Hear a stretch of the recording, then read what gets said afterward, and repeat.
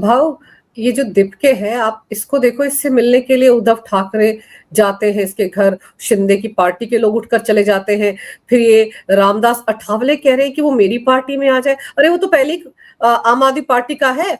2025 के दिल्ली के विधानसभा चुनाव में तो कैंपेनिंग कर रहा था आम आदमी पार्टी की, और अब स्कूल स्कूल घूम रहे हैं उसके लोग, कोई राजस्थान में, कोई महाराष्ट्र में। तो पंजाब क्यों नहीं जाते ये लोग? वहां के स्कूलों की हालत क्यों नहीं देखते? कर्नाटक क्यों नहीं चले जाते? केरलम क्यों नहीं जाते? अभी तो ये एक्सपोज हो गए, लोगों को समझ में आया ये सिर्फ मोदी के खिलाफ एक नया नाटक खड़ा किया है, ड्रामा पुराना है, आर्टिस्ट नए लेकर आए। यानी जो जो कल तक वो सेटिंग वगैरह करने का काम करते थे मिस्त्री बनकर, आज उनको ही हीरो करके पेश किया, उससे ज्यादा कुछ नहीं। और आम जनता देखो, मैं एक बात बोल दूं, इस देश की जनता बहुत सुबुद्ध है। बुद्धिजीवी क्या बोलते हैं उस पर उनका भरोसा नहीं है। वो अपने अनुभव के आधार पर कोई निर्णय लेते हैं, अपना वोट बनाते हैं, अपना मत बनाते हैं और उसका दान करते हैं। तो बाकी चलता रहे। क्या होता है, जब देवानंद भी हमारा था, 70 साल 75 साल की उम्र हो गई, बुढ़ा हो गया, फिर भी वो गाने गाते हुए फिल्म में बनाता था, कोई देखने तक नहीं जा रहा। अब देखो, धुरंधर के बाद पूरा बॉलीवुड टोटल फेल्योर हो गया। तो फिल्में तो बना रहा है ना, लेकिन वो फिल्में कौन देख रहा है? नहीं देख रहा है, टोटल फेलियर है। 2026 का जो अभी अभी आंकड़े मैंने देखे तो धुरंधर 3,200 करोड़, और 2 नंबर पर फिल्म क्या है, 1,000 करोड़ भी नहीं। तो आहिस्ता आहिस्ता खत्म हो जाएंगे। तो दीपके नाम का जो एक नया मॉडल, मैं एक पुरानी याद बोलूँ आपको। हम जब स्कूल में बच्चे थे तो हमारे घर में अखबार आता था, किसी के 2-4 लोगों के, तो एक दूसरा, तो हम उसमें एक ऐड देखते थे, इश्तेहार देखते थे। उस वक्त नरगिस, मधुबाला, मीना कुमारी, ये बड़े नामचीन सुपर हीरोइनें होती थी। तो वो हमाम या रेक्सोना नाम का जो सोप था वो दिखाए थे, मेरी सुंदरता का ये सीक्रेट है।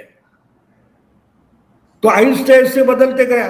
फिर हेमा मालिनी, सोप वही था, मॉडल बदलता गया। फिर माधुरी दीक्षित आ गई, श्रीदेवी आ गई। आजकल अभी कोई हीरोइन है, मुझे उनका नाम पूरा का पूरा मालूम नहीं, लेकिन कोई कैटरीना कैफ, वही सोप तो वही है, सोप तो वही है। कितनी महिलाएं वो सोप का इस्तेमाल करके सुंदर हो गई। तो ये चलता रहता है, मॉडल बदलता रहता है, माल वही रहता है। बस मोदी के खिलाफ बोलने वाला चाहिए। जो भी कोई मोदी के खिलाफ बोलेगा, हम कैमरा और माइक लेकर उसके सामने खड़े हो जाएंगे। तो ये बात अब लोगों की समझ में आ गई। लोग वहां जाते नहीं, लोग वहां सुनते नहीं, लोग वो अखबार लेते नहीं। पूरा मीडिया का कबाड़ा हो गया है। हम देख रहे हैं आहिस्ता आहिस्ता सब एक से एक दिग्गज जिसको मानते थे वो यूट्यूबर बन गए, यूट्यूबर बन गए, है ना? क्यों?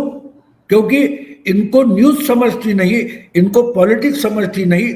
और इसका सबसे बड़ा सबूत एक तो धुरंधर है और दूसरा बंगाल का चुनाव है। अगर समझदार कोई जर्नलिस्ट है तो उसको पता चलना चाहिए कि बांग्लादेश में 2024 में जो हो गया दंगा फसाद वगैरह, उसके प्रभाव से हरियाणा, महाराष्ट्र, बिहार, दिल्ली, बंगाल बीजेपी ने जीत लिया। और अभी अभी जो जेनजी ने बनाई हुई गवर्नमेंट है वो नकार रहे नेपाल के लोग और बोलते कि हमको हिंदू राष्ट्र बनाना है। उसका प्रभाव नेपाल से सटे हुए यूपी और उत्तराखंड में दिखाई देगा। जर्नलिस्ट हो तो वहां देखो नेपाल क्या करने वाला है। नेपाल पूरे उत्तराखंड, उत्तर प्रदेश के चुनाव को प्रभावित करेगा। लेकिन ये जिसको पता नहीं है वो आज का जर्नलिस्ट है, तो वो क्या खबर देगा? मैं अपनी आंखें खोल कर रखता हूं और खबर देखता हूं, समझता हूं। मैं इनकी खबरों में झूठ क्या है वो ढूंढने की कोशिश करता हूं, क्योंकि आज का मीडिया सिर्फ अफवाहबाज है।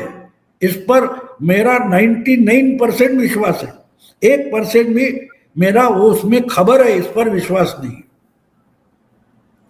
भाव क्या ये इत्तेफाक है कि एक दिन पहले भारत के पूर्व मुख्य चुनाव आयुक्त ज्ञानेश कुमार की तारीफों के पुल बांधे डोनाल्ड ट्रंप ने कि हमें भी ऐसा एसआईआर चाहिए जहां पर सबके पास आइडेंटिफिकेशन हो वोट डालने के लिए, कितना अच्छा काम किया उन्होंने। और दूसरे दिन ये सर्जियो गोर जो है वो जम्मू कश्मीर पहुंच जाता है। सर्जियो गोर वहां पर कह रहा है कि जम्मू कश्मीर भारत का अभिन्न अंग है और यहां मैं पहली बार आया हूं, मुझे बड़ा अच्छा लग रहा है। इन दोनों स्टेटमेंट्स को कैसे देखा जाए? क्योंकि सर्जियो गोर ने जो स्टेटमेंट दिया है बिना डोनाल्ड ट्रंप की रजामंदी के नहीं दिया होगा। पाकिस्तान को भी तो मिर्ची लगेगी, भारत के अंदर जो हाफ फ्रंट है उसको भी तो मिर्ची लगेगी। बिल्कुल, देखो एक होता है ना, आहिस्ते आहिस्ते आपको सच्चाई स्वीकारनी पड़ती है। थोड़ा समय लगता है, थोड़ा समय लगता है, लेकिन सच्चाई से आप भाग नहीं सकते। आप इनकार कर सकते हो, लेकिन एक समय आता है सच्चाई आपके सर पर चढ़कर बैठ जाती है। क्योंकि सच्चाई की मर्डर आप नहीं कर सकते, उसका इंसल्ट कर सकते हो, उसका अपमान कर सकते हो। हम तो हमेशा बोलते हैं कि सच परेशान होता है, पराजित नहीं। तो 25 साल से मोदी कहां पराजित हुआ? सच क्या है समझते हो? उसका नाम ही नरेंद्र मोदी है। वो आहिस्ता आहिस्ता इनको स्वीकारना पड़ता है। करेंगे क्या? हाँ, मोदी को परेशान बहुत किया है। राहुल गांधी तो एक तरीके से बोल रहे कि मोदी को हराना मुश्किल है। क्यों? उसको परेशान कर सकते हैं, बस मैं परेशान करते रहता हूं, मैं उसको सोने नहीं दूंगा, मैं उसको ये नहीं करने दूंगा, वो नहीं, मैं परेशान करूंगा क्योंकि मैं मोदी को पराजित नहीं कर सकता। ये एक तरीके से राहुल गांधी ओपनली कबूल कर रहे हैं।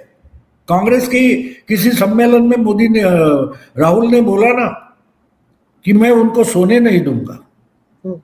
क्यों? क्योंकि मैं हरा नहीं सकता। ये उसका दूसरा वर्जन होता है। तो इसलिए ट्रंप वो अब देखो, प्रेसिडेंट बोला इंडियन इकोनॉमी इज डोल्ड्रम्स, प्रेसिडेंट बोला, ये राहुल ने बोला था ना संसद के प्रांगण में। अब वही ट्रंप बोल रहा है कि इंडिया की सबसे अच्छी चुनाव व्यवस्था है, तो वो क्यों नहीं लोगे भाई?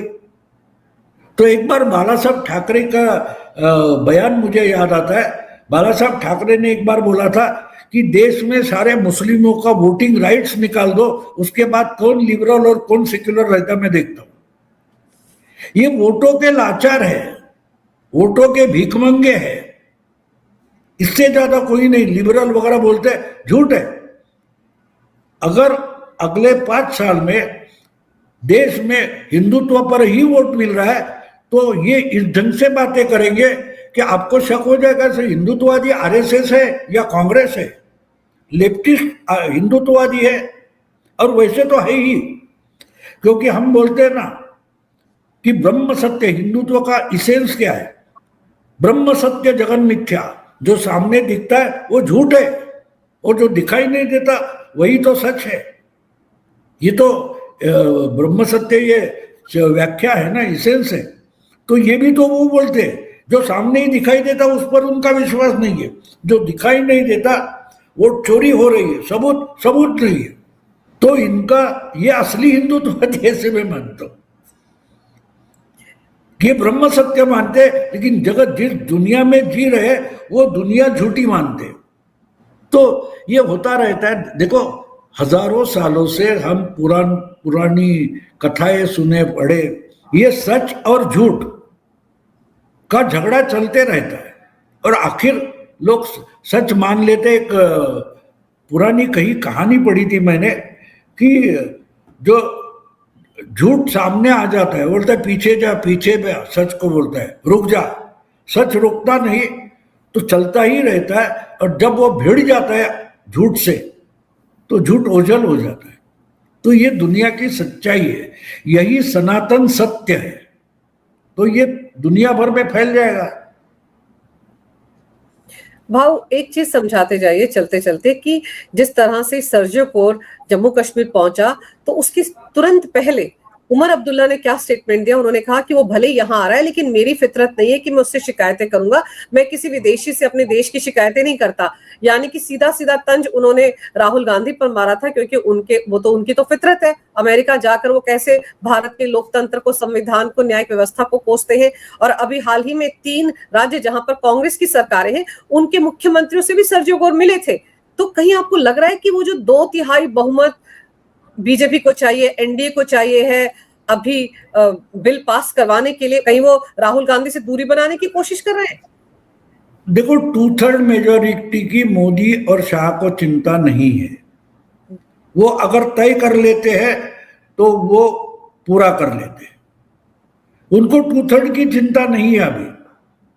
अभी उनका पहला टारगेट है शांति से ब्रिक्स सम्मेलन पूरा हो जाना चाहिए। गड़बड़ी देखो, ये लोग पार्टी भी चलाते हैं, सरकार भी चलाते हैं, कानून व्यवस्था भी रखनी पड़ती है। ये राहुल गांधी जैसे खाली उनका टाइम नहीं चल पड़ा है कि भाई चलो टाइम पास के लिए इधर जाओ, टाइम पास के लिए उधर जाओ, इधर बयानबाजी करो, इधर बकैती करो। इसके लिए उनके पास टाइम नहीं है। वो तय करते हैं और वो हासिल करते हैं।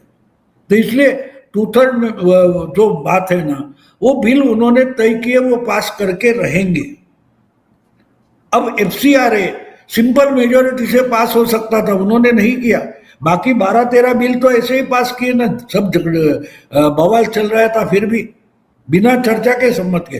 लेकिन FCRA उन्होंने नहीं किया, जो हो सकता था। इसका मतलब साफ है, उनके दिमाग में कोई और खेल है। और ये तो इनको किसी को पता नहीं चलेगा ना। बड़े बड़े जर्नलिस्ट है, उनको पता नहीं चलता, जो इन्वेस्टिगेटिव जर्नलिस्ट, उनको पता नहीं चलता। सिर्फ पुण्य प्रसून वाजपेयी को पता चलता है या संजय राउत को पता चलता है।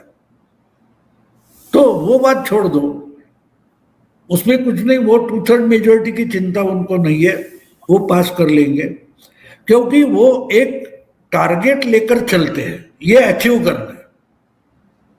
अचीव करना ये उन्होंने तय किया है, तो अचीव करेंगे। और उन्होंने सबको इतना डरा कर रखा है कि जो खबर मेरे पास है, जानकारी मेरे पास है, बहुत सारे पार्टियों ने हाथ जोड़कर विनती की है, भाई तुमको चाहिए उतना 2/3 हम वोट दे देंगे, लेकिन हमारी पार्टी तोड़ो मत। समझे? 2/3 का प्रॉब्लम है ही नहीं। ये मीडिया ने चलाया हुआ नाटक है, उससे ज्यादा कुछ नहीं।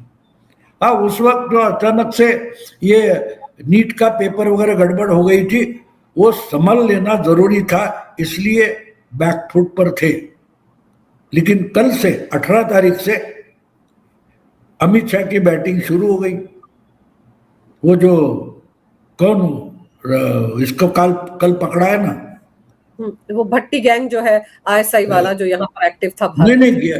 ये केजरीवाल का कौन पकड़ा है? वो सत्येंद्र जैन, उसके साथ 6 लोग पकड़े, छक्का मारा।